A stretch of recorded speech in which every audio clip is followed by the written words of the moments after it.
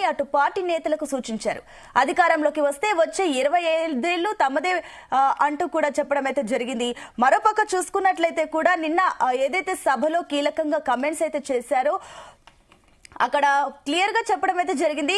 సభ్యత్వ నమోదు కార్యక్రమం అయితే ఇప్పటి నుంచి స్టార్ట్ చేయాలని అంటున్నారు. అండ్ సంవత్సరం పొడవునా కూడా 25 సంవత్సరాలు పూర్తి చేసుకున్న తర్వాత ఇప్పుడు ఏదైతే సంవత్సరం పొడవునా నిరసనలు చేయబోతున్నాం, వినూత్నంగా చేయబోతున్నాం అంటూ కూడా కేటీఆర్ కూడా కొన్ని కమెంట్స్ అయితే చేయడం జరిగింది. ఏదేమైనప్పటికీ కూడా అటు ప్రభుత్వాన్ని ఇరుకున పెట్టే ప్రయత్నం అయితే బీఆర్ఎస్ చేస్తున్నట్లు తెలుస్తుంది. ఎస్, అండ్ నిన్న కేసీఆర్ చేసిన కమెంట్స్ కానివ్వండి, ఇవన్నీ కూడా ఈ రోజు మనం డిబేట్ లో డిస్కస్ చేసే ప్రయత్నం అయితే చేద్దాం. ఎస్, ఈ రోజు మనతో పాటు డిబేట్ లో పార్టిసిపేట్ చేస్తున్నారు కాంగ్రెస్ నుంచి మద్ది శ్రీనివాస్ రెడ్డి గారు, అండ్ అదేవిధంగా బీఆర్ఎస్ నుంచి పల్లె రవి గారు, అండ్ రాజకీయ విశ్లేషకులు గాలి వినోద్ కుమార్ గారు, ప్రొఫెసర్. ఎస్, అందరికి గుడ్ మార్నింగ్ అండి. గుడ్ మార్నింగ్ అండి. నమస్తే. ఎస్, గుడ్ మార్నింగ్ అండి. ఎస్, ముందుగా బీఆర్ఎస్ నుంచి స్టార్ట్ చేద్దాం. ఇంకా నిన్న జరిగింది అదే కాబట్టి బీఆర్ఎస్ వర్షన్ కూడా ముందుగా వినే ప్రయత్నం చేద్దాం. ఎస్, పల్లె రవి గారు, గుడ్ మార్నింగ్ అండి. గుడ్ మార్నింగ్ అండి. ఎస్, రవి గారు, ఏదైతే నిన్న కేసీఆర్ చేసిన కమెంట్స్ ఏవైతే ఉన్నాయో, ఇంకా బీఆర్ఎస్ బలోపేతానికి అటు కేసీఆర్ కృషి చేస్తున్నారా, మీ బాసెస్ బ్యాకా, ఇప్పటి నుంచి రంగంలో దిగబోతున్నారా అనుకోవచ్చా? అండ్ ఏదైతే ఇన్ని డేస్ సైలెంట్ గా ఉన్న కేసీఆర్ ఇప్పుడు సడన్ గా వచ్చారు. అండ్ గతంలో కూడా కొన్ని కమెంట్స్ కూడా చేశారు, కేసీఆర్ దెబ్బ కొడితే ఎలా ఉంటుందో అంటూ కూడా ఆయన ఇండైరెక్ట్ గా అందరికీ వార్నింగ్ ఇచ్చినట్టుగా అనిపిస్తుంది. ఏంటి ఇప్పుడు కేసీఆర్ మళ్లీ తెరపైకి కనిపిస్తున్నారు? గతంలో ఏదైతే ప్రభుత్వం ఓడిపోయిన తర్వాత అసలు ఇన్ని రోజులు ఫామ్ హౌస్ కి అంకితమైన కేసీఆర్ ఇప్పుడు రంగంలోకి దిగుతున్నారు. ఏంటి, ఏమనుకోవచ్చు? కేవలం ఎలక్షన్స్ టైంలోనే కేసీఆర్ కనిపిస్తున్నారా, లేదంటే ఇది ప్రభుత్వ వ్యతిరేకంతో కేసీఆర్ రంగంలోకి దిగుతున్నారా, లేదంటే ప్రజల మీద ప్రేమనా, ఏమనుకోవచ్చు? గుడ్ మార్నింగ్ అండి. జీ న్యూస్ ప్రేక్షకులకి, ప్యానెల్లో ఉన్నటువంటి మిత్రులు మద్ది శ్రీనివాస్ రెడ్డి గారికి, సోదరులు గాలి వినోద్ కుమార్ గారికి, ఇంకా మిగతా అందరికి కూడా నమస్కారం అండి. ఏం లేదండి, ఇప్పుడు సందర్భం కూడా నిన్న జరిగిన సమావేశంలో నేను కూడా ఉన్నాను. ఎందుకంటే టిఆర్ఎస్ పార్టీ ఆవిర్భవించి 24 సంవత్సరాలు పూర్తయి 25వ సంవత్సరంలోకి అడుగు పెడుతున్నటువంటి సందర్భం.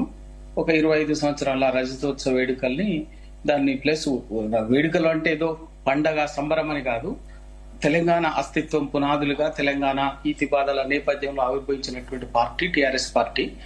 దాన్ని మళ్ళీ ఈ సందర్భంలో మళ్ళీ ఒకసారి దాన్ని ఏ నేపథ్యంలో ఆవిర్భవించింది, ఏ నేపథ్యంలో దాన్ని తెలంగాణ రాష్ట్ర సాధనకు అప్పటికే అన్ని రకాల నిరాశ వాతావరణంలో ఉన్నటువంటి తెలంగాణ సమాజానికి ఒక రాజకీయ వేదికగా నిలబడి తెలంగాణ అస్తిత్వాన్ని ఎత్తిపట్టి తెలంగాణ రాష్ట్ర సాధన ఆకాంక్షని 6.5 దశాబ్దాలుగా జరుగుతున్నటువంటి ఆకాంక్షని ఒడ్డుకు చేర్చి ఆ తర్వాత జరిగినటువంటి 9.5 సంవత్సరాల పరిపాలనలో తెలంగాణని అన్ని రంగాల్లో విధంగా పెట్టింది. ఇవన్నీ కూడా తెలంగాణ సమాజం ముందు మళ్ళీ ఒకసారి చెప్పడం ద్వారా చెప్పాలన్నటువంటి ఉద్దేశం అన్నది నిన్న జరిగినటువంటి సమావేశంలో సారాంశం. అది రజతోత్సవ అంటే 25 సంవత్సరాల పూర్తి సందర్భంగా దాన్ని ఒక సంవత్సరం పాటు ఒక కార్యక్రమాన్ని నిర్వహించాలన్నది నిన్న జరిగినటువంటి నిర్ణయం.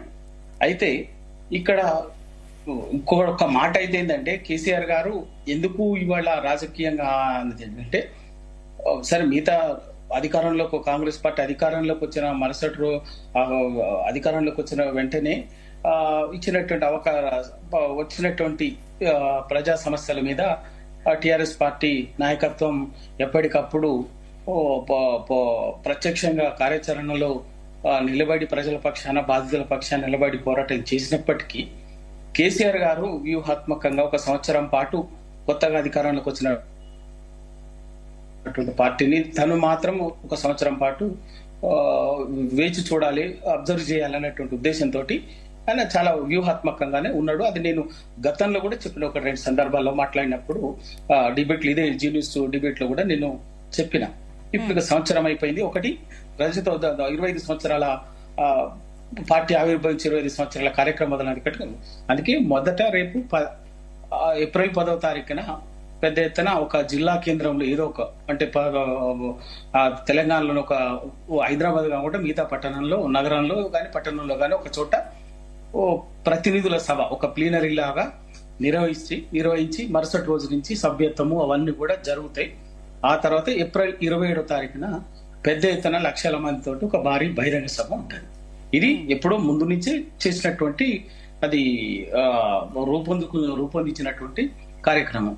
ఆ ఏప్రిల్ 27 తర్వాత బహిరంగ సభ తర్వాత మళ్ళీ ఏప్రిల్ 27 వరకు, అంటే 2026 సంవత్సరం ఏప్రిల్ 27 వరకు కూడా ఒక నిర్దిష్టంగా తెలంగాణ సాహిత్య రంగంలో, సాంస్కృతిక రంగంలో, వైద్య రంగంలో, విద్యా రంగంలో, అన్ని రంగాల్లో తెలంగాణ ఏ విధంగా అణచివేయబడింది, ఆ తర్వాత ఇప్పుడు దాని ఆ వైభవం ఏ విధంగా ఎట్లా ఉంది అన్నటువంటిది అన్ని విషయాల్ని సమగ్రంగా విస్తృత స్థాయిలో మండల స్థాయి వరకు దానికి సంబంధించినటువంటి ఒక నిర్దిష్ట కార్యాచరణతోటి జరగాలన్నది నిన్న జరిగినటువంటిది.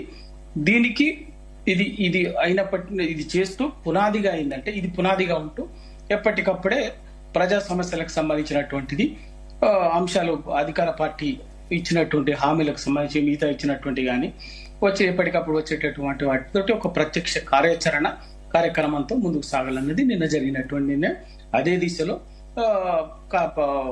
అధ్యక్షుల వారు, పార్టీ అధ్యక్షుడు కేసీఆర్ గారు క్యాడర్ కూడా నిన్న ఇచ్చినటువంటి మొత్తం. రవి గారు, నిన్న సమావేశంలో ఏదైతే కేసీఆర్ కమెంట్స్ చేశారో ఉప ఎన్నికలు ఖచ్చితంగా వస్తాయని స్ట్రాంగ్ గా చెప్పినట్లు తెలుస్తుంది. అంటే ఆయన ఏ కాన్ఫిడెన్స్ తో చెప్పారో. అండ్ ఇంకొకటి, ఇప్పుడు ఏదైతే స్థానిక సంస్థల ఎలక్షన్స్ ఉన్నాయి, గ్రామ పంచాయతీ ఎలక్షన్స్ ఉన్నాయి, ఇవన్నీ కూడా ఒక తోడైతే కూడా ఏదైతే అప్పుడు సీఎం గా రాజీనామా చేసే టైంలో కూడా ఏదైతే ప్రోటోకాల్ ప్రకారం గవర్నర్ ని కలిసి కూడా కేసీఆర్ ఇవ్వలేడు. అండ్ అదే ఇంకొకటి చూస్తే 25 ఏళ్ల నుంచి మీరు ఇప్పుడు రజతోత్సవాలకు సంబంధించి ఏర్పాట్లు ఏవైతే చేసుకుంటున్నారో 25 ఏళ్ల నుంచి ప్రజలు కేసీఆర్ కి అండగా ఉన్నారు. తెలంగాణ ఉద్యమం సమయంలో కూడా ప్రజలు కేసీఆర్ కి అండగా ఉన్నారు. 10 సంవత్సరాలు సీఎం గా ఆదరించారు. ఒక్క సంవత్సరం ఓడిపోతే ప్రజలకి దూరంగా కేసీఆర్ మౌనంగా ఉన్నారు. నేను ప్రజల సైడ్ నుంచి ఎలా చూడాలనుకోవచ్చు? ఏంటి ఇప్పుడు కరెక్ట్ ఎలక్షన్స్, ఇప్పుడు స్థానిక సంస్థల ఎన్నికలు వస్తున్నాయి, ఈ టైంలో కేసీఆర్ ఉప ఎన్నికలు వస్తాయంటూ కూడా చెప్పి రావడం, దీన్ని ఏ రకంగా చూడొచ్చు? అంటే సంవత్సరం పాటు ప్రజల్ని వదిలేశారా? ప్రజలపైన అలిగారా? లేదంటే ప్రభుత్వం పైన ఇప్పుడు వ్యతిరేకత ఇప్పుడు ఆయన ముందుకు వస్తున్నారా? ఏ రకంగా చూడొచ్చు? ఇక్కడ ఒక్కటే, ప్రజలని దూరంగా ఉన్నాడు అన్నది వాస్తవం కాదండి. నిరంతరం రోజు ఆయన అక్కడ ఉండి కూడా రోజు వందల వేల మందిని కలుస్తూ ఉన్నాడు. అవసరమైనటువంటి వాళ్లతోటి ఇప్పుడు ఆయన పిలిపించుకొని ఆయన మాట్లాడటము, వివిధ రంగాలకు సంబంధించినటువంటి వాళ్ళతో కలిసి మాట్లాడటం అనేది ఎప్పుడు నిరంతరంగా రాజకీయాల్లోకి సంబంధించి జరుగుతూనే ఉన్నది. ఎవరిని కూడా ఎప్పుడు కూడా, ఎందుకంటే ఇవాళ కాంగ్రెస్ పార్టీ అధికారంలోకి వచ్చినటువంటి నేపథ్యంలో ఇచ్చినటువంటి 420 హామీలు ఉన్నాయి. రైతు భరోసా కావచ్చు, రైతు బంధు కావచ్చు, తర్వాత 2 లక్షల రుణమాఫీ కానీ, తర్వాత మిగతా 420 హామీలు, బీసీ డిక్లరేషన్, తర్వాత ఇంకా రకరకాల ఇష్యూస్, ఇప్పుడు లగచర ఇష్యూస్ వచ్చినప్పుడు, హైడ్రా ఇష్యూ వచ్చినప్పుడు, మూసీ బాధితుల ఇష్యూ వచ్చినప్పుడు కూడా టిఆర్ఎస్ పార్టీ శక్తివంతంగా క్షేత్రస్థాయిలో పోరాటం చేసింది. కేసీఆర్ గారు ఆ డైరెక్షనే కదా అది, కేసీఆర్ గారు నిర్ణయం మేరకే కదా పార్టీ క్యాడర్, కేటీఆర్ గారు పనిచేసినా, హరీష్ రావు గారు పనిచేసినా, మాలాంటి వాళ్ళు అందరం కూడా ఆ ప్రత్యక్షంగా ఆ పోరాటంలో నిలబడి, బాధితుల పక్షాన్ని నిలబడి ఫైట్ చేయటము, ఏది ఇచ్చినా కూడా కేసీఆర్ డైరెక్షనే కదా, కేసీఆర్ గారు నిర్ణయం మేరకే పనిచేస్తాం కదా. అయితే ఆయన వరకు మాత్రం ఎందుకంటే ఒక 10 సంవత్సరాల పాటు ముఖ్యమంత్రిగా పనిచేసినటువంటి వ్యక్తి, తెలంగాణ ఉద్యమాన్ని నడిపినటువంటి ఒక టవరింగ్ పర్సనాలిటీగా అధికారం పోయిన మరుసటి రోజు నుంచి ప్రతి అధికార పక్షం మీద తనే స్వయంగా ఎక్కుపెట్టి మాట్లాడటం అనేది కరెక్ట్ కాదు అన్నటువంటి ఉద్దేశంతో ఆయన ఒక సంవత్సరం పాటు వేచి చూడాలన్నటువంటిది, ఒక సంవత్సరం పాటు వ్యూహాత్మకంగా ఉండాలన్నటువంటిది, అవకాశం ఇవ్వాలన్నటువంటి ఉద్దేశంతో ఆయన ఉన్నాడు. కానీ ఈ సంవత్సరం కాలంలో, ఈ 14-15 నెలల కాలంలో నిరంతరం ఎవరితో ఎప్పుడు మాట్లాడాలో ఆయన కలిసి కానీ పిలిపించుకొని కానీ అందరితో మాట్లాడుతున్నాడు. సందర్భం వచ్చినప్పుడల్లా కొన్ని వందల మందిని, వేల మందిని కలుస్తూనే ఉన్నాడు. నియోజకవర్గాలుగా ఇప్పటికే దాదాపు 30-40 నియోజకవర్గాలకు ఒక్కొక్క నియోజకవర్గానికి 1000 మంది చొప్పున రోజు మొత్తం కూర్చొని అనేక సందర్భాల్లో మాట్లాడుతూ వస్తూనే ఉన్నాడు. ఆయన ప్రజల్లో కలవకుండా దూరంగా ఉన్నాడు అన్నది అబద్ధం, వాస్తవం కాదు. ఇక్కడ హైదరాబాద్ లో ఉన్నటువంటి ఇంట్లో ఇప్పుడున్నటువంటిది అక్కడ ఇబ్బందిగా ఉంటది, వచ్చినటువంటి వాళ్ళ ఆ కాలనీక వాళ్ళకన్న ఉద్దేశం అక్కడ కొంత సౌకర్యవంతంగా, కొంత విశాలంగా ఉంటది కాబట్టి వచ్చేది ఒక పార్టీకి సంబంధించినటువంటి వాళ్ళు కాబట్టి పిలిపించుకొని అక్కడ ఇబ్బంది లేకుండా మాట్లాడటం కోసమే అక్కడ ఫామ్ హౌస్ లో అక్కడ ఉంటూ నిరంతరం వందల వేల మందితో కలుస్తున్నాడు. వాళ్ళందరితో ఎప్పటికప్పుడు సమాలోచనలు చేస్తున్నారు.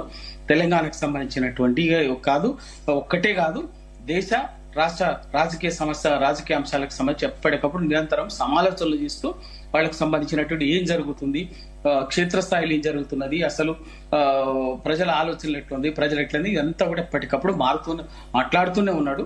మాట్లాడుతూ 1 సంవత్సరం తర్వాత ఆయన చెప్పింది కూడా అది ఈ గతంలో నేను ఇదివరకే చెప్పాను.